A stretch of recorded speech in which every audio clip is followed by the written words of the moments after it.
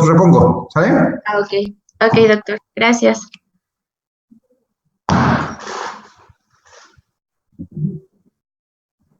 Sale.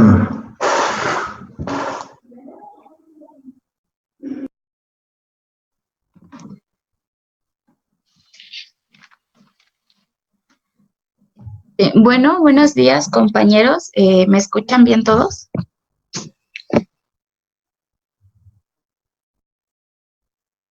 Sí. Sí. Sí, sí se escucha. Ok. Bueno, el día de hoy vamos a hablar sobre síndrome de Cushing. Mi compañera María Dalia y yo, pues les vamos a dar este tema y vamos a iniciar. El síndrome de Cushing es una patología condicionada por una hiperfunción de la corteza suprarrenal. Es decir, que se caracteriza porque la secreción de las hormonas que produce está elevada. Y pues estas hormonas son el cortisol, andrógenos o estrógenos y la aldosterona. Casi todas las anormalidades se van a deber debido al exceso de cortisol. Ahora, el síndrome de Cushing fue descrito por primera vez en 1932 por Harvey W. Cushing y pues lo podemos definir como un conjunto de síntomas diversos que se producen como resultado de la exposición crónica al exceso de glucocorticoides por la corteza suprarrenal o por la administración mantenida de glucocorticoides. La mayoría de los casos se debe al consumo de glucocorticoides terapéuticos en dosis altas y pues en menor proporción se va a presentar un síndrome de Cushing debido a lesiones tumorales hipofisiarias, adrenales o en otras localizaciones ectópicas.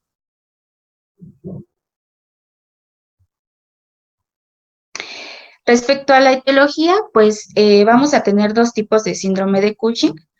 Va a ser el Cushing endógeno y el Cushing exógeno. En cuanto al endógeno, pues este se va a caracterizar por una producción de cortisol en exceso dentro del organismo. Y pues se puede subclasificar en dos formas principales. Una que es la forma dependiente de la hormona adrenocorticotrópica, la cual pues va a representar el 80 al 85% de los casos. Y pues aquí hay una subdivisión, un subtipo que es causada por la hipersecreción hipofisiaria de ACTH en un 60 a 70% y pues va a ser dependiente de ACTH. Va a estar causada pues por un adenoma corticotropo, que también es conocida como enfermedad de Cushing. Y pues es importante esto porque no es lo mismo hablar de enfermedad de Cushing que de síndrome de Cushing. Los casos restantes de síndrome de Cushing dependiente de corticotropina se explican por la secreción ectópica de ACTH y aquí pues la incidencia va a ser del 15%. Y en raras ocasiones, pues también se va a explicar esto debido a alguna anormalidad en la hormona liberadora de corticotropina. Y por último, pues vamos a tener la forma independiente del ACTH, que su prevalencia es del 15 al 20% de los casos, y esta se va a deber usualmente a adenomas adrenales y en menor proporción al carcinoma adrenal o hiperplasia adrenal. Pues es llamado Cushing suprarrenal, que sabemos, o bueno, es independiente de la ACTH. Entonces, prácticamente, para poder diferenciar de aquel que es dependiente de ACTH y aquel que es independiente de ACTH, sí necesitaríamos hacer pruebas diagnósticas.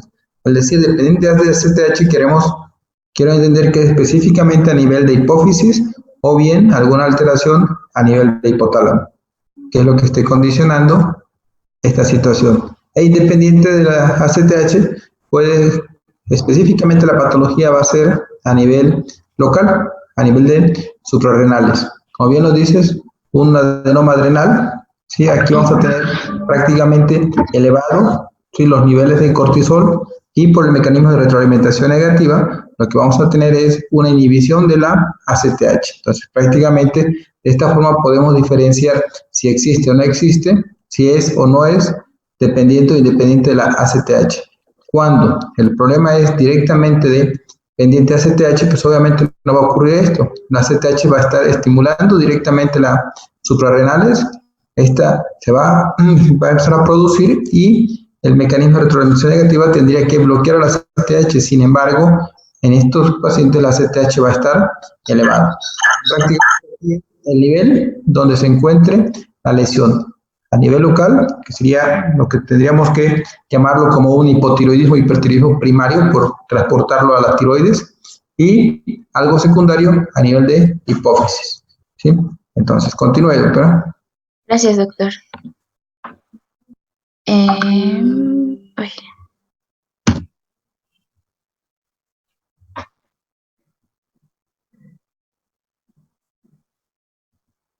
No pasa la diapositiva, ¿verdad?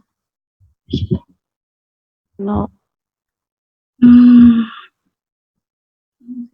Oh. Ya. Bueno, continuando con la etiología, pues vamos a tener al Cushing exógeno, y este se va a presentar como consecuencia de un factor externo al organismo. Usualmente pues va a ser el consumo de esteroides con función análoga del cortisol, como lo son los esteroides que se utilizan para tratar enfermedades inflamatorias, como el asma y la artritis reumatoide. El Cushing exógeno, pues en el Cushing exógeno pues siempre debe de haber una administración diatrógena de esteroides. Es importante resaltar que este Cushing es temporal y que va a ceder una vez que se suspenda la terapia con esteroides.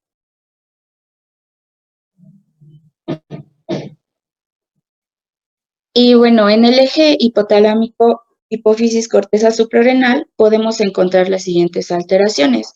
Si la alteración se da a nivel de corteza suprarrenal, pues vamos a estar hablando de que es un Cushing primario o síndrome de Cushing. Y este pues se va a caracterizar porque el cortisol está elevado y la ACTH está disminuida. Esto pues por la retroalimentación negativa que tiene el cortisol hacia esta producción hormonal. También se le va a llamar al síndrome de Cushing como hipercortisolismo no dependiente de la ACTH. Y aquí, pues, la causa principal pueden ser tumores en la glándula suprarrenal.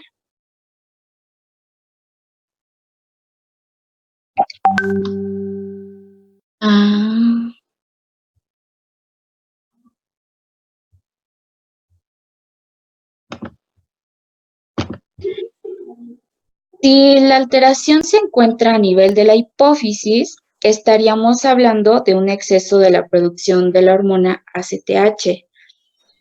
Entonces, se llamaría Cushing secundario o enfermedad de Cushing. Y pues aquí vamos...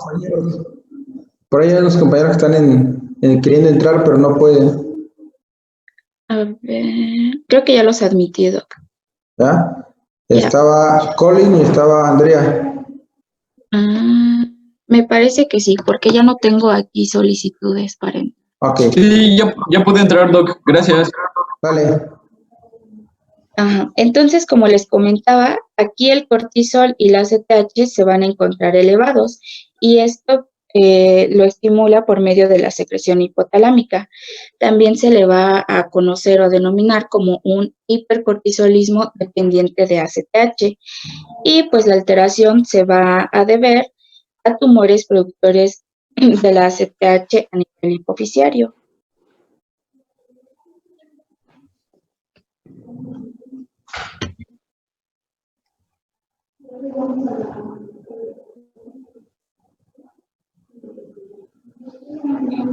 También va a haber tumores productores de ACTH que no se van a encontrar ni a nivel de la corteza suprarrenal ni a nivel hipofisiario, sino en otras partes del cuerpo, y estos pues va a ser denominado como un Cushing ectópico, que bueno, va a surgir por la producción autónoma de ACTH o de CRH a partir de enfermedades tumorales extrahipofisiarias. Aquí pues vamos a encontrar los niveles plasmáticos de ACTH y de sus precursores muy elevados. ¿Y cuáles pueden ser estos tumores? Pues vamos a encontrar principalmente cáncer de células pequeñas de pulmón, que va a ser el más agresivo. También vamos a encontrar tumores carcinoides, principalmente bronquiales, cáncer de médula de tiroides y tumores neuroendocrinos. Prácticamente el síndrome de Cushing puede ser un síndrome paraneoplásico. Entonces, muchas veces lo primero que hacemos ante esta situación, pedimos los niveles séricos de cortisol y obviamente de ACTH. Posteriormente nos vamos a gabinete. ¿Qué vamos a pedir en gabinete? Tomografía o resonancia, dependiendo de lo que nosotros tengamos. ¿Sí? Si las tomografía o resonancia me reportan suprarrenales normales, hipófisis normal, entonces quiere decir que mi problema no es en el nivel, en el sistema, prácticamente en el eje hipotálamo hipofisiario y suprarrenales. Tengo que buscar una causa de forma externa. Es ahí donde lo que nosotros llamamos tomografía con emisión de positrones, dichoso PET, tiene su función, encontrar dónde está la alteración que está produciendo el cortisol. Y en automático, ¿sí? Si el paciente tiene un problema oncológico, debemos de pensar que la manifestación de hipercortisolismo es secundaria a un síndrome paraneoplásico, así como también la vasopresina. En muchas ocasiones se puede debutar como un síndrome paraneoplásico, principalmente por tumores y cáncer a nivel pulmonar.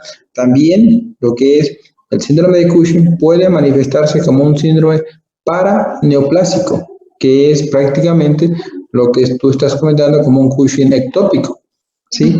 Entonces, prácticamente, de esa forma, si nosotros empezamos a hacer el protocolo de estudio ante un posible Cushing, ¿sale? Entonces, primero, determinación por laboratorios, posteriormente, radiológicos, ¿sí? Y en caso de no encontremos alteraciones, entonces sí, utilizamos lo que denominamos medicina nuclear, acompañados de una tomografía con emisión de positrones.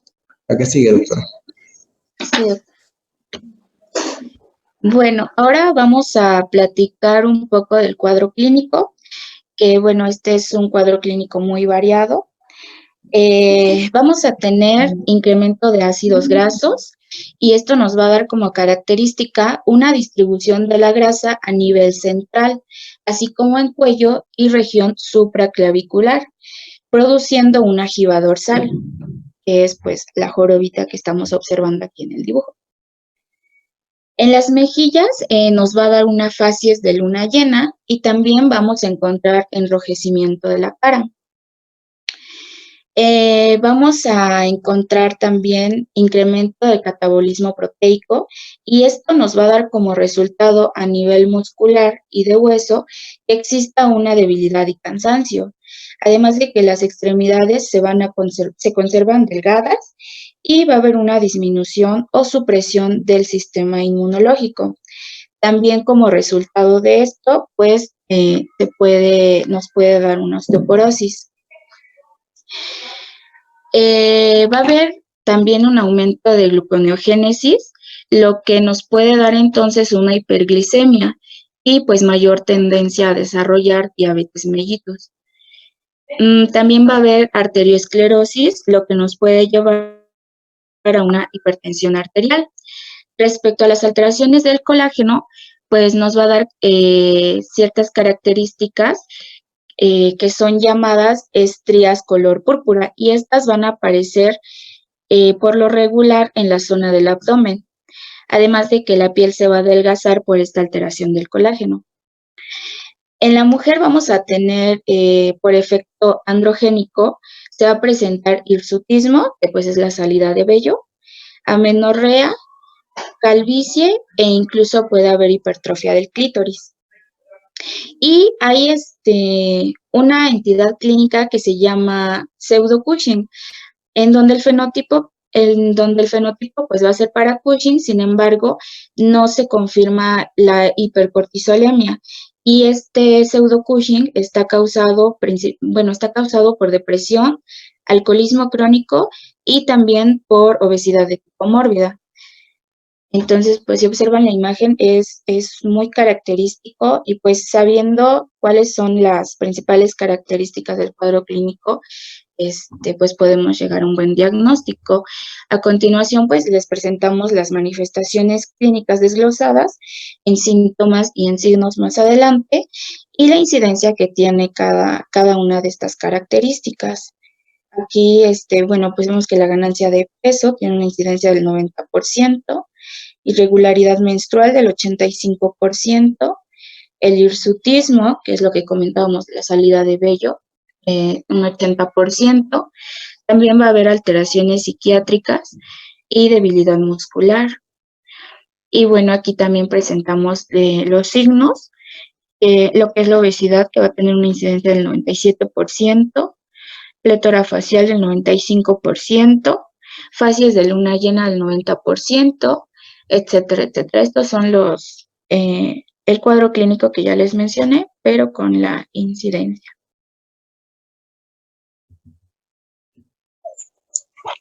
Bueno, ahora hablando del diagnóstico, pues lo que podemos encontrar en datos de laboratorio en el paciente, que no nos van a dar como tal el diagnóstico, pero lo encontramos, pues van a ser que se van a encontrar niveles plasmáticos y urinarios de cortisol altos.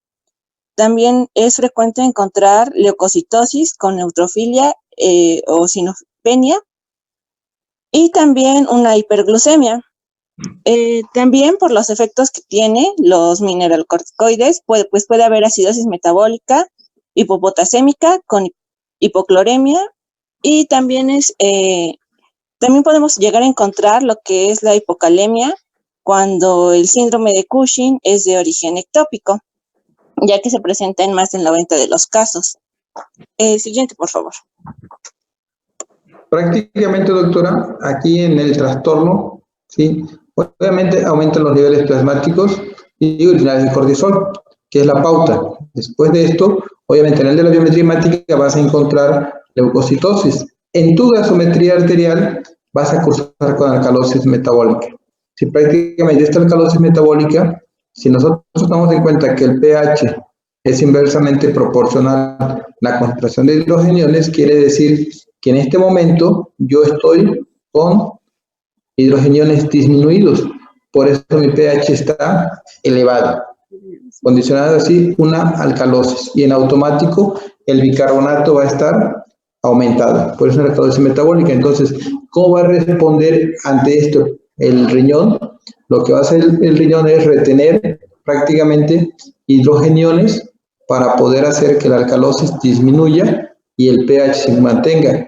Pero como voy a reabsorber esos hidrogeniones, voy a eliminar potasio, o sea, reabsorbo hidrogeniones por la excreción de potasio. Entonces, prácticamente la alcalosis metabólica siempre va a estar relacionada con un cuadro de hipopotasemia. Si enfatizo, alcalosis metabólica, no acidosis. En la acidosis es todo lo contrario. Si tengo una acidosis, voy a tener hipercalemia. Entonces aquí este mecanismo de compensación es porque tengo hidrogeniones prácticamente muy bajos, ¿sí? Tengo el pH elevado y es lo que me condiciona la alcalosis. Para que yo pueda subir hidrogeniones, debo de eliminar potasio. Entonces, prácticamente esta alcalosis metabólica es secundaria a estos cambios a nivel del riñón. Y esto, que son los niveles plasmáticos y urinarios de cortisol, me va a dar la pauta para poder determinar y solicitar estudios de imagen. ¿A qué sigue? Bueno, para el proceso diagnóstico se dice que está dividido en dos etapas. La primera etapa, pues, consiste en confirmar la existencia de una elevación del cortisol y se hace a través de diagnóstico bioquímico. Y la segunda etapa ya es un diagnóstico etiológico y de localización, es que vamos a buscar en dónde está o qué es lo que está aumentando los niveles de cortisol. Siguiente, por favor. Hablando del diagnóstico bioquímico, pues Las pruebas iniciales o de primera línea que se van a realizar, pues van a ser las siguientes, que es una cortisoluria de 24 horas, es decir, expresión de cortisol libre en la orina en 24 horas, cortisol en saliva y una prueba de supresión con dosis baja de dexametasona. Sí, como ya habíamos mencionado, no importa cuál sea la causa del exceso de cortisol, pues siempre lo vamos a encontrar aumentado cuando se trate de síndrome de Cushing. También otra característica de lo que va a ser el síndrome de Cushing es que el ritmo circadiano pues se va a ver alterado y va a haber una ausencia en la inhibición de la secreción de cortisol en dosis bajas de glucocorticoides. Es así como vamos a también hacer el diagnóstico con las siguientes pruebas. Bueno, hablando de la cortisoluria de 24 horas, pues esta se va a considerar positiva cuando el límite es mayor de lo normal. Dependiendo de la literatura, se puede tomar de 100 a 140 microgramos por día. Esta prueba pues se hace obteniendo las muestras 2 días diferentes.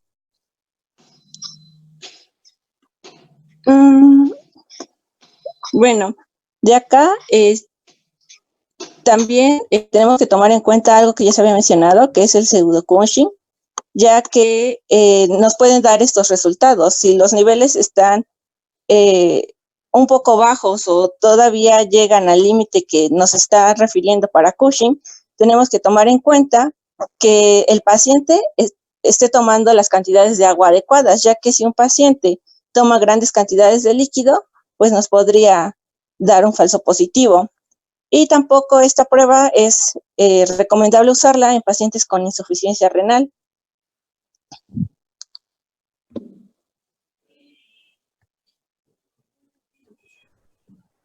Bueno, ahora hablando de las pruebas de supresión con dosis bajas de dexametasona, pues en esta se va a administrar un mínimo de dexametasona entre las 23 y 24 horas del día anterior, es decir, a las 11 de la noche y 12 de la noche.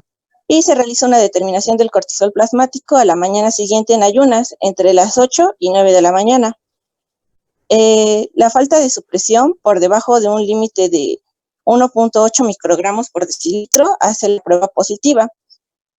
Esto quiere decir que, o nos da a entender que sabemos que en condiciones normales habrá una supresión de la síntesis de ACTH y cortisol.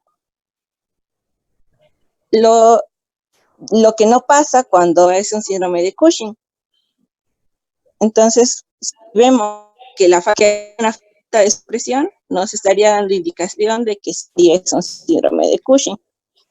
También hay otra prueba que es una prueba larga y esta consiste en la administración de 0.5 miligramos de Dexa cada 6 horas durante 2 días. Y la determinación de cortisol es entre las 2 y 6 horas después de la última administración de dexametasona. Igual vamos a usar el mismo punto de corte, es decir, un límite de menor a 1.8 microgramos por decilitro, pero esta prueba es más complicada ya que se necesita que el paciente sí tenga el cumplimiento de las tomas de medicación, entonces es más fácil administrar solo la dosis de un miligramo de Dexa en una sola ocasión.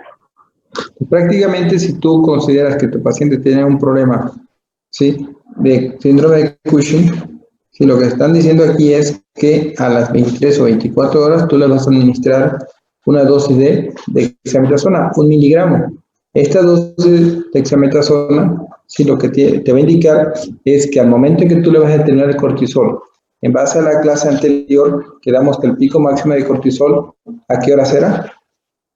En base al ciclo circadiano. Entre las 4 y 10 de la mañana.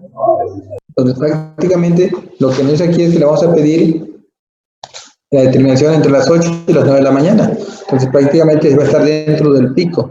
¿Sí? A las 8 de la mañana le tomo una determinación de cortisol y lo que yo espero es que esté totalmente inhibido. ¿Sí? ¿Por qué? Porque le estoy dando dexametasona. Si llegamos a tener el cortisol elevado, quiere decir que esta prueba va a ser positiva. Sí, prácticamente va a estar, sí, elevado el cortisol y es lo que nosotros nos obliga a pensar que ese paciente tiene un cuadro de síndrome de Cushing. O sea, algún problema de hipercortisolismo. ¿Sale? ¿A qué sigue, doctora? Sí, bueno, también en esa prueba con aplicación de DEXA, pues hay que tener en cuenta los pacientes. En caso de que sea una paciente que toma anticonceptivos, pues se recomienda que la prueba se haga después de 6 semanas de la suspensión de estos. Igual en pacientes que estén bajo tratamiento con anticonvulsivantes o rifampicina, pues puede ser necesario que la dosis sea mayor de dexametasona para que los resultados sean correctos. La siguiente, por favor. Ahora, hablando del cortisol en saliva, pues esta también se va a realizar entre las 23 y 24 horas y se debe determinar en al menos 2 días diferentes. Pues esta se utiliza en pacientes con padecimientos o fármacos que están alterando la concentración de globulina de unión a corticosteroides, que, o sea, es decir, que no nos va a servir la prueba urinaria, entonces podemos optar por usar el cortisol en saliva.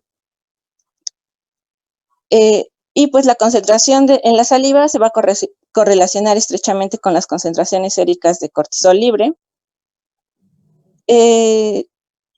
Ahora, ¿en qué valor va a ser el que nos va a sugerir? Pues un valor mayor a 145 nanogramos por decilitro hace el diagnóstico de Cushing y va a tener una sensibilidad del 90 y una especificidad del 95%. Igual es necesario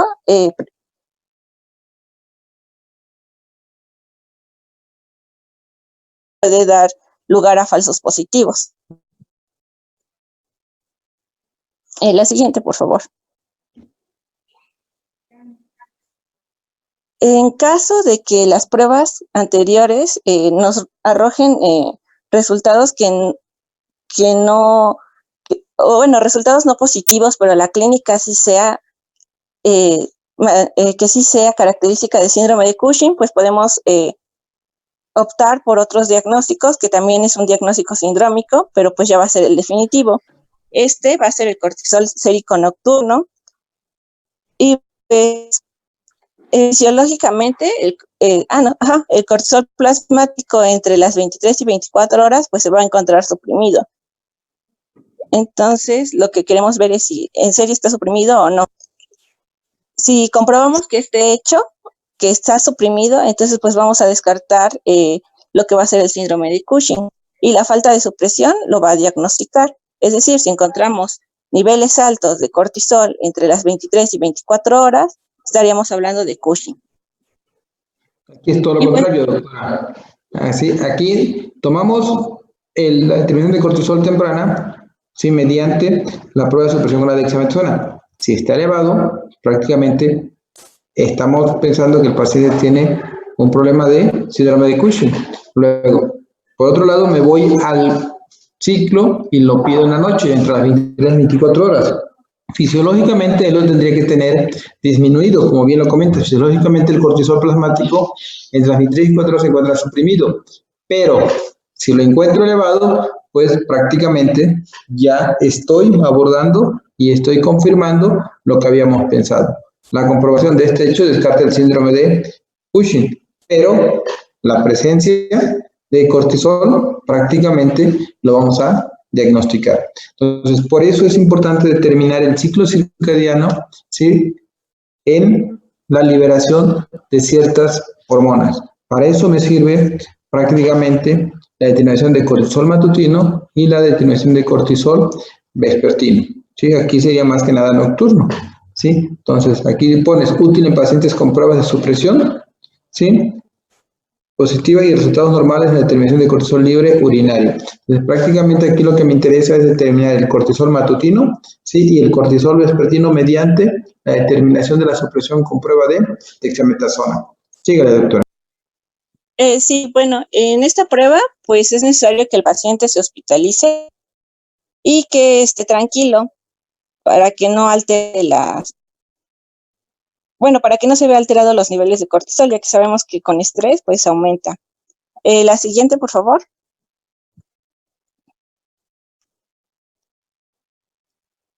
No cambia, creo. Bueno, la siguiente es una prueba combinada de supresión con 2 miligramos de dexametasona, es decir, el doble del anterior, y un estímulo con CRH. Bueno, pues sabemos que los pacientes con pseudo-Cushing van a mantener los niveles de cortisol suprimido, es decir, nos va a servir para el diagnóstico de demencia. Y los pacientes que sí tengan el síndrome de Cushing, pues van a experimentar una elevación de la concentración plasmática de cortisol y ACTH tras la administración de la CRH. Creo que se dejó de ver la presentación. Bueno, voy a continuar. Esta prueba pues va a ser útil en pacientes con valores de cortisol urinario elevados, pero de 3 meses. ¿Mande? Aparece tu nombre en mi pantalla. Dalia García García. Sí. Ay, no sé por qué se dejó de ver.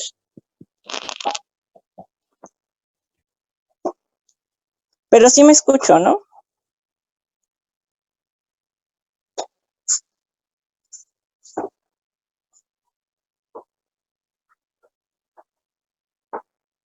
Oh.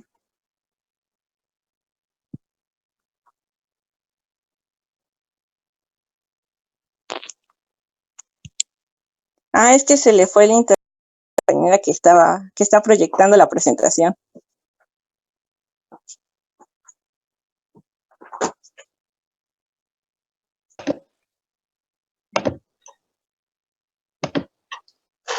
Se fue el compañero a Anaí de Marcus. Doctor, se me había apagado el internet, pero ¿ya vemos la pantalla?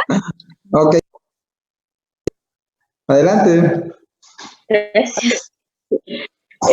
La siguiente.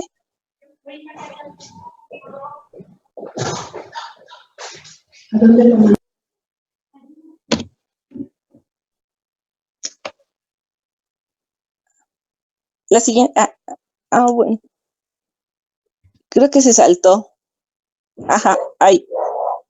Bueno, ahora vamos a otra prueba, pues es una prueba combinada de supresión con 2 miligramos de dexametasona y el estímulo de CRH. Pues en esta prueba se van a administrar 8 dosis bajas de dexametasona de 0.5 miligramos durante 2 días, comenzando el día 1 a las 12 del día y 2 horas después de la última dosis de dexametasona, pues se va a aplicar la CRH. Si el valor del cortisol es mayor a 1.4 gramos por decilitro, a los 15 minutos tras la aplicación de CRH, pues se va a confirmar el diagnóstico de síndrome de Cushing.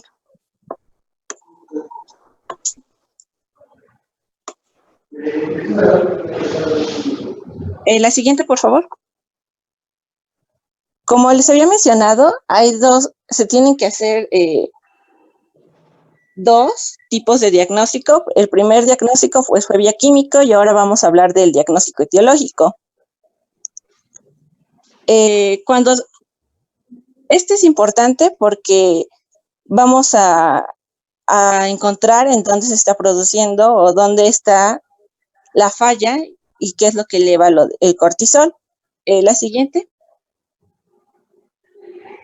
Lo primero a realizar en este tipo de diagnóstico etiológico es que vamos a separar entre el Cushing, que es dependiente de ACTH, y el Cushing, que es independiente de ACTH, como ya se había mencionado anteriormente.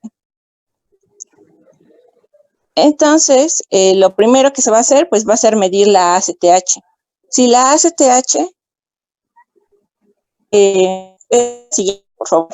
Si la ACTH es menor a 5 picogramos por decilitro, pues vamos a tener que el Cushing es independiente a ACTH y ya teniendo eso, pues procedemos a realizar la prueba de imagen suprarrenal.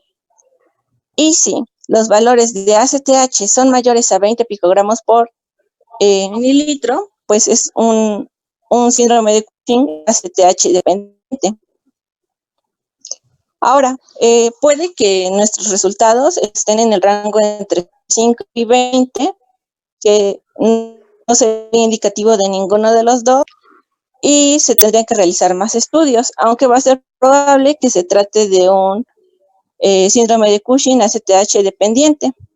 Y para ello, para ver si es eso, pues se va a realizar una prueba con CRH. Aunque leí que la prueba de CRH pues no se realiza, no se realiza acá en México. Exactamente, aquí en México no tenemos CRH, doctora. Aquí todo es clínico. No es como House que te pide determinación hasta. Aquí todo es clínico. Sí. Bueno, hay un protocolo de Lady o prueba de supresión con dosis alta de dexametasona, que estas ya son para encontrar dónde está la falla. Y pues esta se realiza con 2 miligramos de dexametasona bioral cada 6 horas durante 48 horas. Y la supresión del cortisol en orina de 24 horas, que sea mayor al 50%, pues va a sugerir enfermedad de Cushing. Y una supresión que sea mayor del 90%, pues ya estaría indicando que sí es enfermedad de Cushing. También se puede realizar con una administración en dosis única de 8 miligramos de dexametasona y se requieren niveles basales de cortisol a las 9 horas previo a la administración de la dexametasona. El mismo día también se va a tomar a las 23 horas, pues también se van a tomar 8 miligramos de dexa. Y al siguiente día, pues se va a realizar una nueva determinación de cortisol sérico a las 9 horas. Si existe la supresión, como ya había mencionado, del 50% en niveles séricos, ya no de orina, pues sugiere un Cushing de origen hipofisiario. Entonces, esta prueba nos va a servir para ver si es de origen hipofisiario o no. También hay una prueba de valoración del eje o prueba de SRH, como ya había mencionado, pues acá con México no se cuenta con CR, pero pues esta prueba se basa en que se mantiene un eje hipotálamo, hipófisis, adrenal relativamente intacto. Es decir, que si funciona y con la administración de estimuladores centrales de la ACTH, pues va a servir para el diagnóstico diferencial de la etiología del síndrome de Cushing. Esta se va a administrar vía intravenosa y se determinan los niveles de ACTH y de cortisol. Una respuesta positiva a la CRH, es decir, que aumente la ACTH y cortisol sobre los valores basales, ocurre en la mayoría de los pacientes con una disfunción hipotalámica o un tumor hipofisiario de ACTH. Pero hay que tener en cuenta que un 10% de los pacientes con enfermedad de Cushing no responden a las pruebas. Bueno, la siguiente es un esquema de cómo se va a llevar el manejo. Primero, pues tenemos que tener la sospecha del síndrome de Cushing. Eso se va a dar gracias a la clínica. Después, lo que vamos a hacer va a ser medir el cortisol. Y si vemos que está elevado, tenemos que llegar a usar las pruebas de primera línea, que es el cortisol libre urinario, las pruebas de supresión débil con dexametasona, que ya les expliqué, y el cortisol salival. En caso de que 2 pruebas sean positivas, pues ya podemos optar por el diagnóstico de síndrome de Cushing. Si las pruebas no son concluyentes, pues optamos por las pruebas de segunda línea, que es el cortisol sérico nocturno y una supresión débil más la CRH, que no se podría hacer acá en México. Y ya si estas pruebas nos salen positivas, igual vamos a tener el diagnóstico de síndrome de Cushing. Y después de eso, pues tenemos que ver si es dependiente o no dependiente de ACTH. Entonces lo que hacemos es la determinación de esto, como se explica en el esquema. Bueno, a mí me gustó mucho el esquema porque está resumido todo lo que se ha explicado. La siguiente, por favor. Ahora, hablando del tratamiento, pues... ¿Sí te puedes regresar a la anterior diapositiva?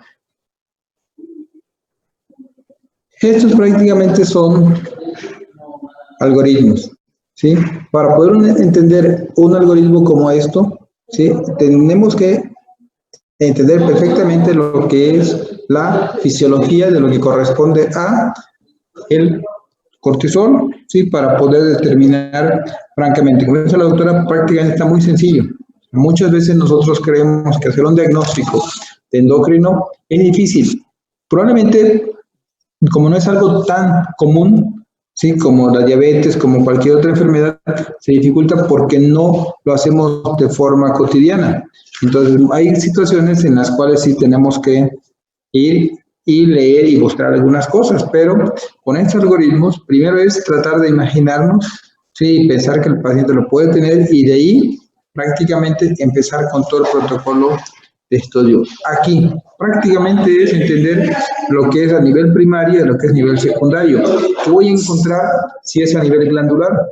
¿Qué voy a encontrar si es a nivel de hipófisis? ¿Sí? Prácticamente están las pruebas de primera línea, pruebas de segunda línea, ¿sí? Y lo que voy a entregar prácticamente es la supresión, ¿sí? Tengo Cushing ACTH independiente, tengo Cushing ACTH dependiente.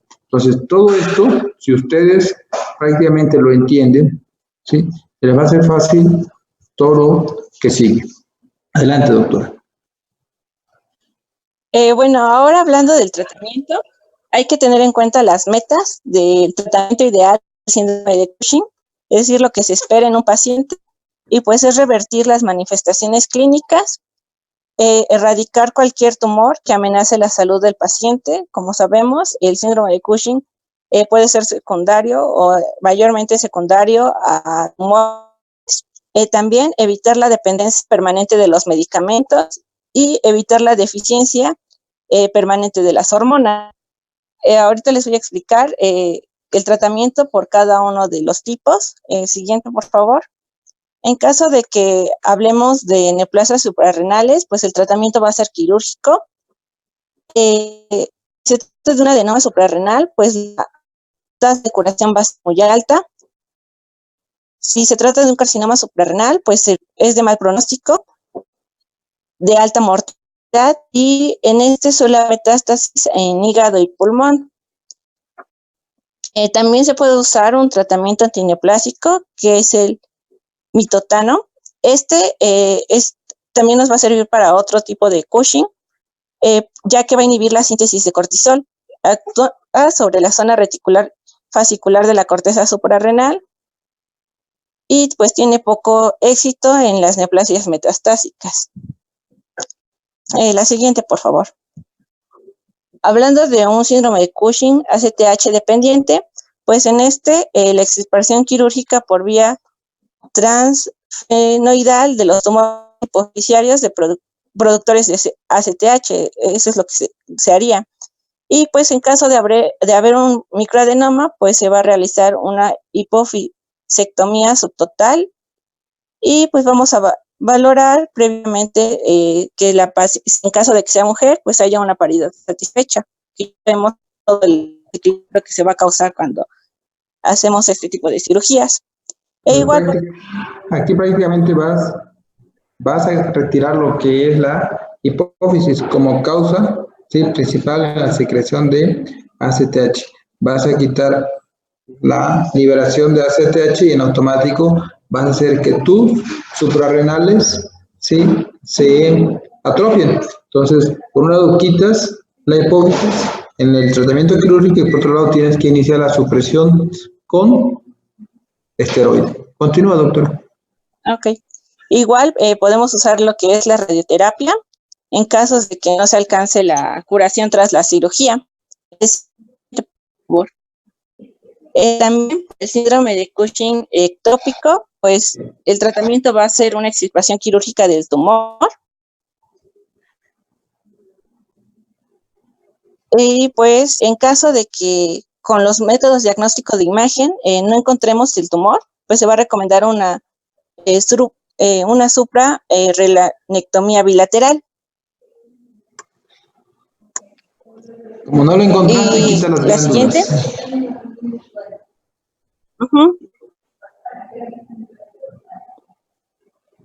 En caso de que el tratamiento sea ineficaz o el tratamiento etiológico sea imposible de los demás, bueno, de los que ya se mencionaron, pues como dije, se puede usar el butano, que ya quedamos que este va a reducir los niveles de cortisol.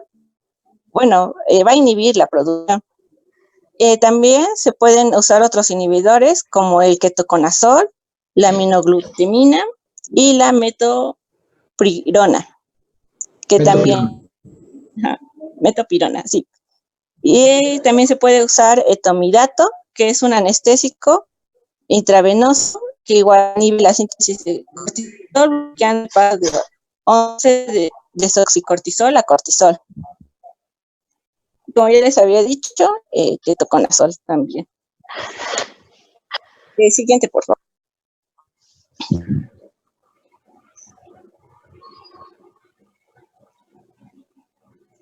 Ahí no cambió, ¿sí? Siguiente, por favor. Y ya es la última. En el caso de que los tratamientos que se mencionaron anteriormente fallen, los que son con fármacos, que se va a usar va a ser a células y pues, ya está.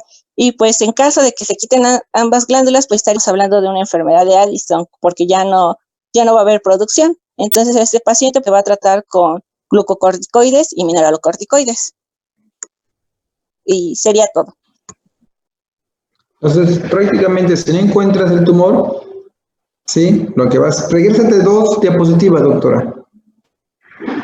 O el controlador de las diapositivas, 2 para atrás. Otra. La que sigue. No, hacia adelante, eso. Aquí va esta. Aquí prácticamente les pone neoplasia suprarrenales, tratamiento quirúrgico. Adenoma suprarrenal, alta tasa de curación. ¿Por qué? Porque prácticamente está localizado. ¿Sí? Entonces, prácticamente lo que yo voy a hacer es agarrar y hacer mi estudio de imagen para poder detectar dónde está la patología y en este caso me dice, tengo un adenoma a nivel suprarrenal. Obviamente, si está al lado derecho, voy a retirarlo y me va a compensar el lado izquierdo la producción de cortisol. Carcinoma suprarrenal. El puro hecho de decir carcinoma quiere decir que ya es algo maligno, mal pronóstico debido a su alta mortalidad. Entonces, ese tipo de tumores, cuando uno los encuentra es porque ya ha dado metástasis, principalmente hígado y pulmón de forma primaria y como tercer órgano viene siendo el cerebro. Sí, entonces prácticamente utilizar un tratamiento neoplásico es mínimo, la ventaja y es mínimo la respuesta que tenemos. ¿Sí? Entonces, solamente aquí vamos para inhibir la producción de cortisol ante un tumor que no puede ser extirpado, ¿sí? Prácticamente, como bien lo dice, poco éxito en neoplasias metastásicas. Pues prácticamente aquí lo que nosotros vamos buscando es disminuir la formación de cortisol como un síndrome para neoplasia. ¿Sí? La que sigue, doctora. Aquí prácticamente 100% lo que es hipófisis, extirpación quirúrgica por vía transesfenoidal. Lo que siempre he comentado, nada me garantiza que solamente voy a retirar la parte de la hipófisis que se encarga de secretar ACTH. Entonces, prácticamente aquí voy a hacer que mi paciente entre a un panhipopituitarismo, ¿sí? En caso de haber microadenoma, se puede realizar subtotal o incluso podemos utilizar radioterapia, como bien lo dice. Aquí la pregunta sería ¿cuándo es microadenoma y cuándo es macroadenoma? ¿Cuánto debe de medir el tumor para pensar que es un microadenoma y cuánto debe de medir el tumor para pensar en un macroadenoma? Obviamente podemos tener microadenoma productora de prolactina, microadenoma productor de ACTH y microadenoma productor de ciertas hormonas, ¿sí? A nivel de hipófisis, ¿sí? La que sigue. Entonces, prácticamente aquí, como bien lo comentan, es extirpación quirúrgica del tumor. Sí, en caso de un síndrome de Cushing, quitar las suprarrenales. Y efectivamente mi paciente va a entrar a lo que llamamos un síndrome de insuficiencia suprarrenal o bien Addison. Y tengo la obligación de iniciar la reposición o la sustitución hormonal con un mineral corticoide o bien un glucocorticoide, ambos. Sí, aquí lo que me queda la duda es cuál sería el protocolo de imagen para poder buscar ese tumor, doctora. No sé si hayas encontrado algo sobre qué estudios de gabinete te van a servir. Sí, bueno, en caso de que sea en la suprarrenal, pues se recomienda un ATAC de corte fino. Es como que la de elección cuando el Cushing es independiente. Y como también ya había mencionado hace ratito, también se puede usar el PET Ok. para Ajá. pues nos va a decir dónde se encuentra el tumor en caso de que sea ectópico. Y pues nos va a ayudar igual a diferenciar lo que van a hacer, si es en un adenoma o un carcinoma suprarrenal. El PET. Ok. ¿Dudas, compañeros?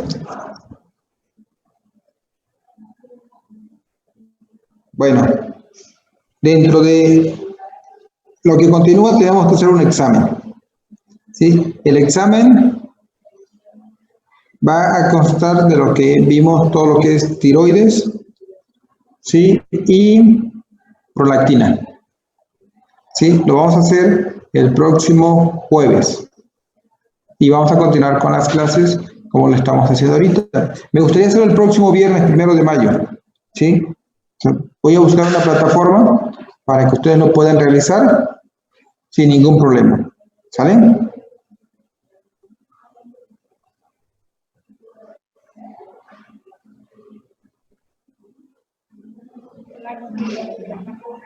¿Dudas?